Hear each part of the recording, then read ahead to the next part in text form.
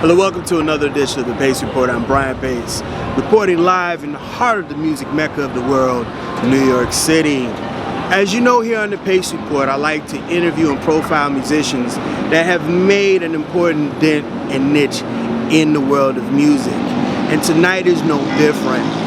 Trumpeter, composer, and educator Joe Magnarelli tonight is playing music with his quartet live at Smalls. And as you might know, for over 30 years, this gentleman not only has paid dues, but he's been mentored by some of the most important jazz icons of the game, ranging from the great Ray Baretto to the great Lionel Hampton, as well as the great John Hendricks and Jack McDuff, just to name the endless few. Now tonight you're going to see him play both the trumpet and the flugelhorn, which he's known for. We had a chance to sit down and break bread to talk about his origins growing up in Syracuse. As you might know, Joe started off playing guitar but segued into playing trumpet and then eventually the flugelhorn. We sit down and we reflect on his career. We talk about playing with guys like Lionel Hampton as well as Jack McDuff, as well as talk about how he's been able to communicate his musical style on the flugelhorn as well as the trumpet, as well as talk about his role as an educator. So sit back, relax, and enjoy highlights of Mr. Joe Magnarelli live at Smalls here on the Bass Report here in New York City.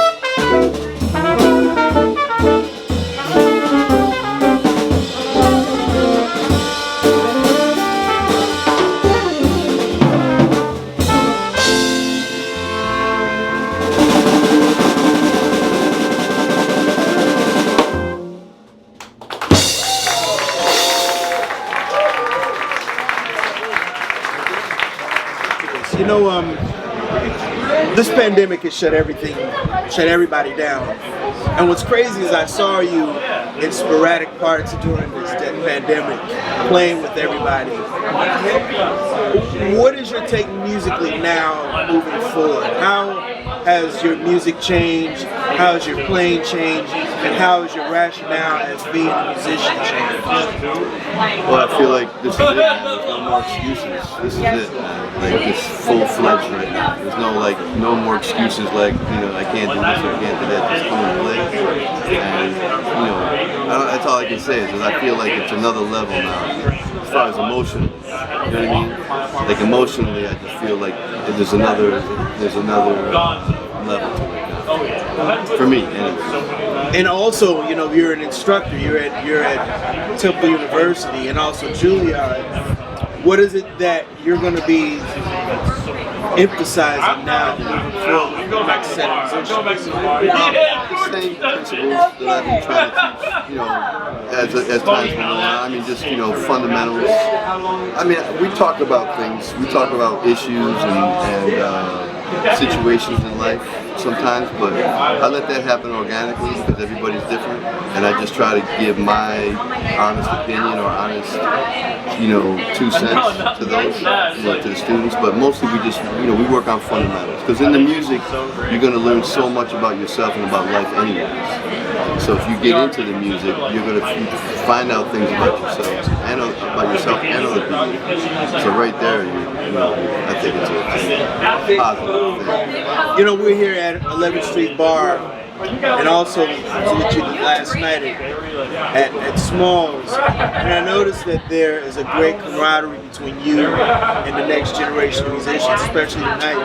What are you noticing about the next set of musicians that are coming and trying to play this music? Well, I think like any generation, you have really talented kids, man. Like there's kids who stand out, and you know, I noticed them as generations, you know, follow me, and that's what I say. I mean, like tonight, a bunch of kids who played tonight. You know, they're all serious. Whatever level they're on, they're serious. They came here to play. They didn't come here to drink and have fun. They came here to play. Right. And that's what I see, and I think it's great. That's what we need. That's what we need. You landed on Planet Rock, New York City. Yeah, baby. 1986. Now you were kind of wet behind the ears, but you were thrown into some hellified situations. Now, the first one I want to ask you about is Lionel Hampton. Now, he's the Archbishop of vibe players, and he had one of the most influential orchestras in the 40s and the 30s. Definitely. You got him on the kind of the last end of his career. What was it like playing with him? Well, I met him when he was 77. I was at his 78th birthday. And now that I think back of it, he was just like a cat. It wasn't until after he had his stroke, maybe 3 years later, that he kind of changed. But when I met him, man, he was full-fledged, known for it. You know what I mean? I mean, we used to the first gig I did when we went to Europe for 6 weeks. And so let's say we had, you know, probably at least 5 gigs a week. So out of those 30 to 35 gigs, he was practicing probably 25 of them before the gig. Like up there shedding with a bass player or just a drummer and practicing tunes, and you know, he'd be up there and don't talk to him. You know, he was shedding. And that was a lesson right there, you know, because he was Lionel Hampton. You know. Was that also because he's Lionel Hampton, or was it also because of age? He was a little bit of... Probably so of age, but you know, he was on his game. He was always on his game. And we come out and we played Glad Hamp, the first tune, and he did all this, you know, technical things that he had worked out over the years, and he was, you know, every night he was right on point, man. He'd be lifting up his sticks and going back down, and he was right in there, man. So I think, you know, he just had to keep his chops up, and that's what he was doing. Just like I understand now that I'm getting close, you know, that's his age when I met him is closer than, you know, a lot closer than when I before. So, yeah. You know, one of the things that I'm noticing, going back to the next generation musicians, they're not as privy of having the band stage like you were trained on. You came into the era of the Young Lions, and how instrumental now, because we're seeing a lot of the jazz clubs closing, we're seeing a lot of these institutions that are iconic closing. What are we going to have to do? We're going to have to do more situations like this tonight to keep this going? Yeah, we have to find places to play. We have to play on a high level. We got to be serious about the music, because the music is beautiful. If you play it the right way, the music is beautiful, and it can touch anybody. Any person from any walk of life, you know, can be attracted to this music. So I think the most important thing is, as musicians, we have to take it serious. And then, yeah, we have to find places to play and be nice to people that might be able to help us find places to play. And just be, just be engaging with you know, the public, as opposed to like sometimes the older musicians are a little bit more standoffish. As great as they were, as much as I learned from them, one thing that they were a little bit standoffish. You know, they could be. Let's put it that way. I've met some that could be, and now I think it's more. You just have to interact, man. It has to be interactive, because we need everybody, man. We all have to band together. And I think the music is a great way to band together, at least for a small part of the population that we have, you know, on the earth, you know.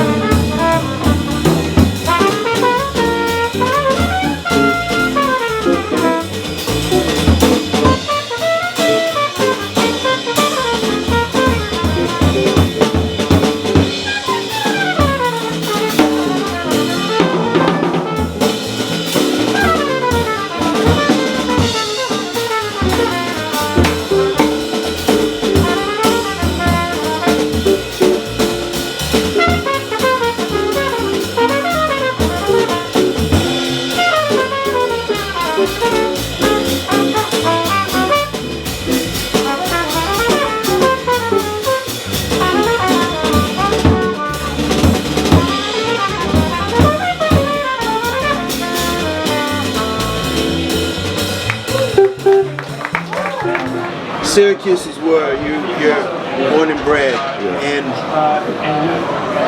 one of the things I find interesting is that you didn't start off on trumpet. No. You were a guitar and piano guy. Yeah. Tell me how those two instruments got you to where you are playing trumpet-wise as far as your technique. Well, the piano has just been my instrument since my first instrument, and I'm embarrassed to say this, but I've only taken like 3 lessons in my life, cordial lessons. I mean, you know, I played twice with Gary Dial, and I think I took a lesson with Mike Ladom once, but I have watched the greatest piano players in the world play, you know, either the left hand or the right hand thousands of times, so I've learned a lot on the piano. Guitar was great when I was young. I went through all the 12, you know, whatever method I took, it was 12 books, and I went through them all. So I learned how to practice every day and you know, master something and then learn the muscle memory. That's what I learned on guitar. So I knew I could do it. And then when I played trumpet, the trumpet was always hard for me. So that's why I kind of leaned heavily on the guitar. I just didn't have a good feel for the trumpet when I was young. I was too, you know, I had other instruments, other interests. I was playing basketball a lot. I was playing guitar. So guitar was something I could actually, like, you know, I could do it. I could really see improvement in my chops as time went on. And you know, but I don't know. I just kind of gave it up, and I just got into the trumpet more. Now, would you say when you're composing and writing, do you go directly to the piano, or do you go to trumpet? How do you do it? I used to go to the piano. Now I try to actually think of a song in my head. You know, just think about something, and then either go to the trumpet or the piano and try to, you know, string it along. You know, like make it grow. But yeah, at this point in my life, I'm more of a, like, you know, see something and say, well, I guess I can write a tune like that, and then just try to imagine what the tune would sound like. And this is not something I came up with, actually. I've talked to musicians about it. I've read, you know, people's books and stuff talking about it, how you can use your mind to be inspired. You know, just start to think about it. Like Miles Davis in his book is always talking about, I'm just playing the music in my head. It's going on in my head. Well, after a while, I realized, well, it's not a bad thing. It's a great thing. That's why he was such a great musician, because he was probably playing the gig in his head all day long. You know? And so I'm more into that kind of vibe. You know, I think of you you're interesting because I always say that trumpeters who play both the trumpet and the flugelhorn, or even the cornet, they have a different tone and a different style. You're in that class with Chet Baker, Freddie Hubbard, Chuck Mangione, Art Farmer, Hugh Masekela. There weren't too many great trumpeters that could master both of those instruments.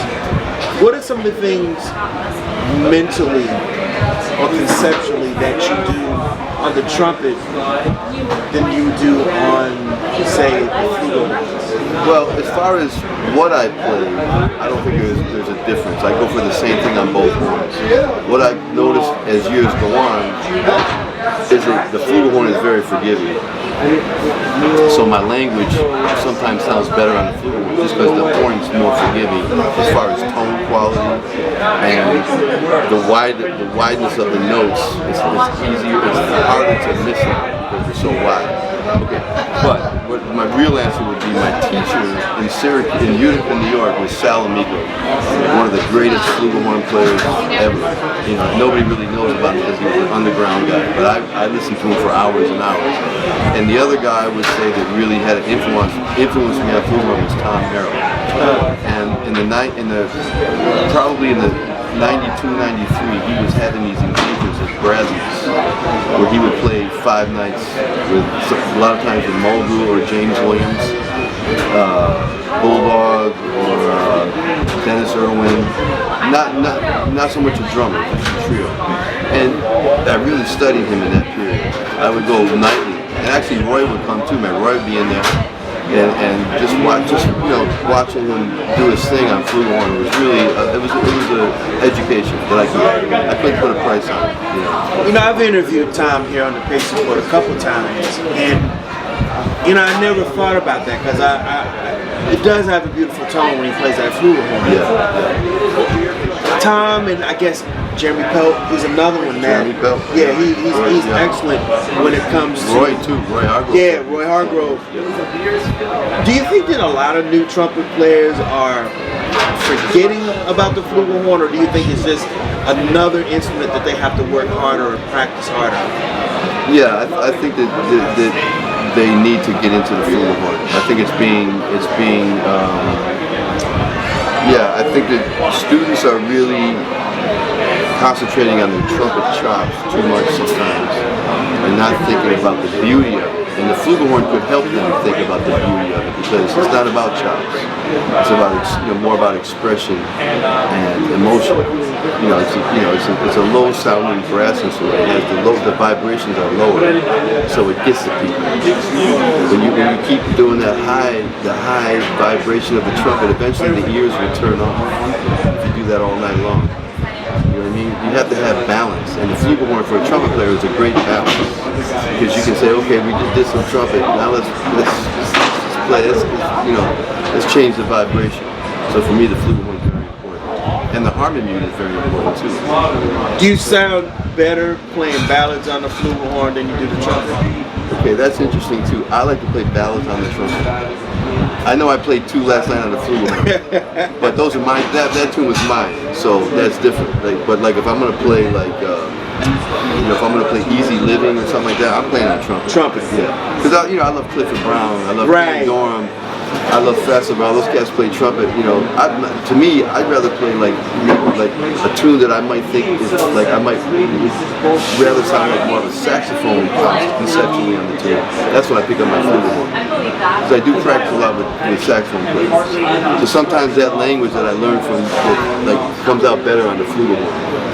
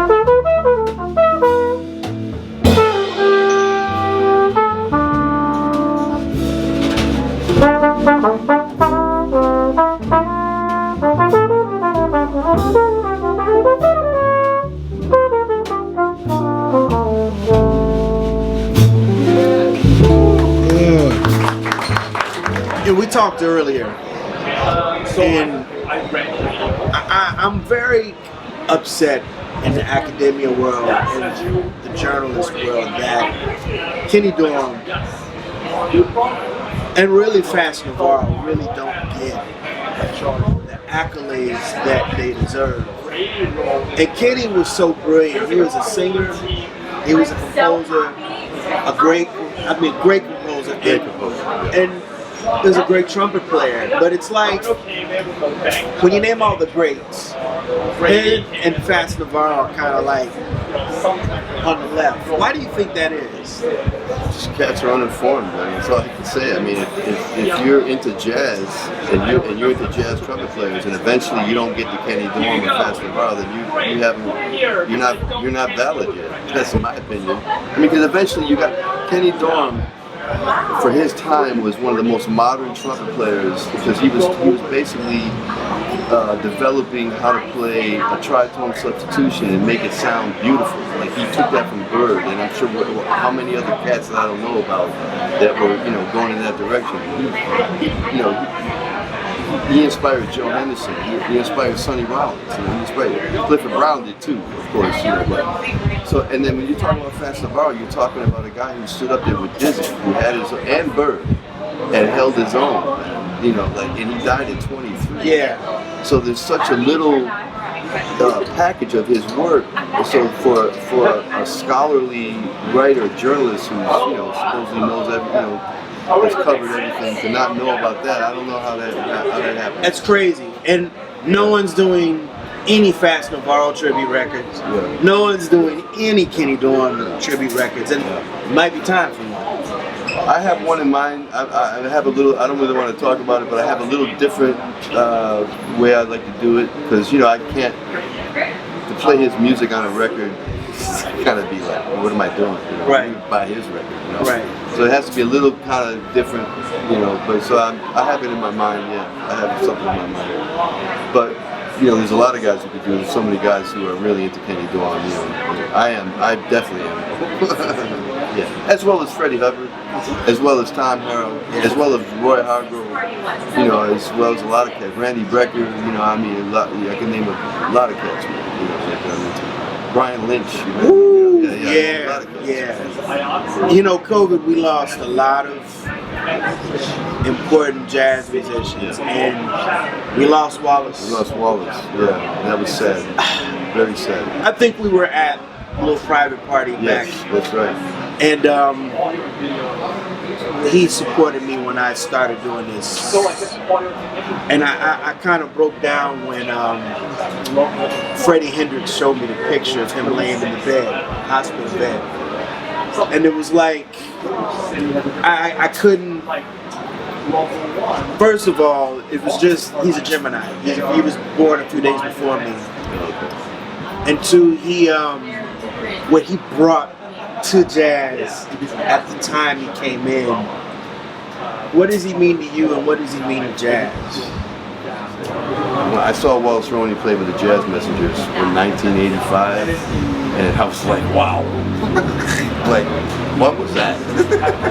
I mean, it was just so great. And then I didn't really, I knew his brother Anton Roney. We played on the street together, actually. We played in the street band. And he was a great guy. We hung out all the time. And he would tell me about Wallace, like he's home practicing, he's going out with Bohena, and he's going to, so I would always like keep tabs on him. But I never knew him. Then I don't know if once in a while I would play with Jimmy Cobb, and Jimmy had a weekend at Smoke, and he Miles Davis tribute, and he hired 2 trumpet players, Wallace, and he hired me. Like, oh my God, I was, I couldn't believe it. Nervous getting there, man. Wallace, just like you said, what'd you say? He helps you, like he. Yeah, it was like. He never really talked to press, but when he sat down and warmed up to me, and then it was just wild. I've had 2 great interactions in the pastry court with him. Well, what I want to say is that's how he was with me. Like he was just like, nah, you're cool. Yeah, like, let's play. And by far, he, anybody with a ear, like I'm sure I played okay, I played well, but you could just tell the cat has been through it, man. Yeah. He played. I remember he played a tune tonight. He played I Thought About You. That was his ballad for the nights. And every night, man, I just sit there. Then he hit that first one. I'm like, oh yeah. Now that's what I need. I got to get that. And that's his life. You live life. So that's how I feel about Wallace. Man. It's crazy. 2 great trumpet players from Philly, him and Randy Brecker. Yeah. And they just very soulful and melodic. Yeah. I mean, I really miss Wallace. I really do. He it's a shame, really. Yeah.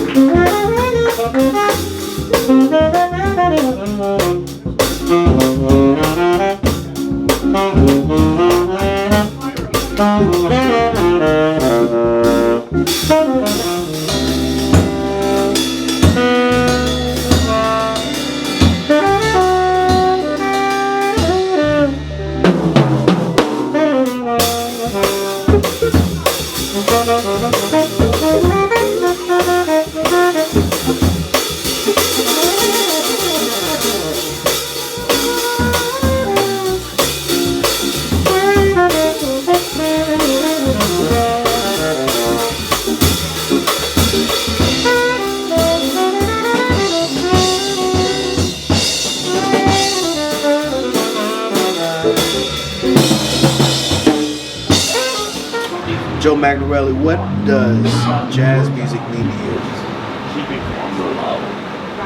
It means getting up every day and having something to focus on, and a way that I've been able to meet people and travel around the world and be touched by people and learn so much from other people.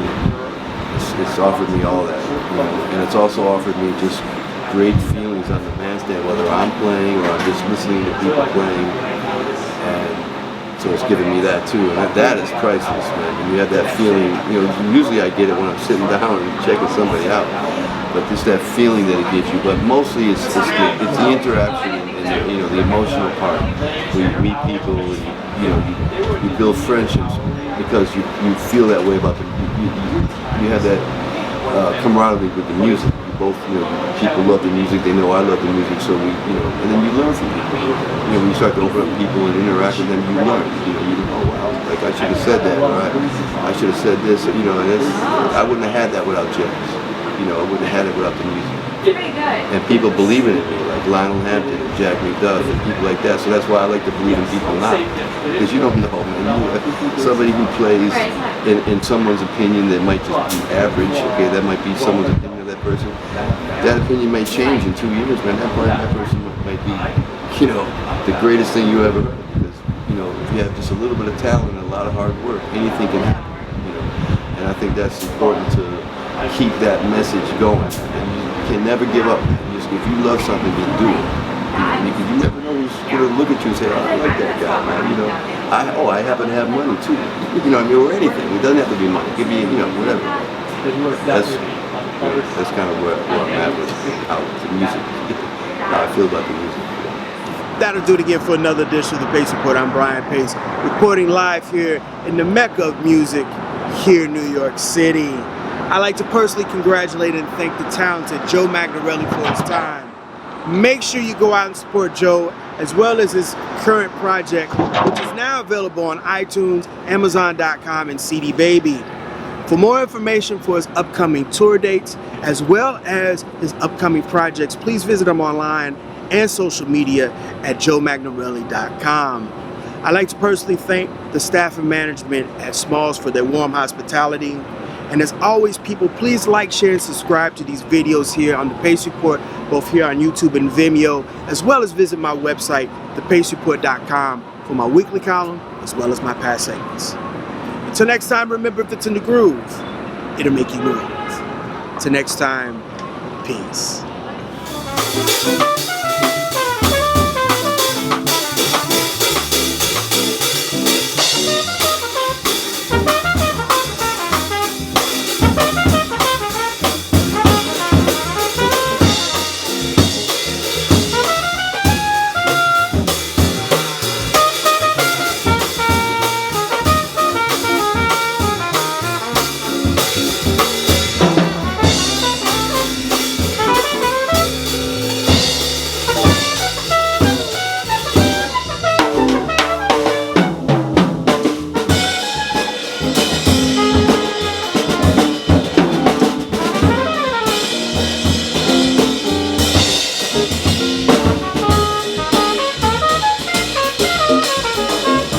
Thank you.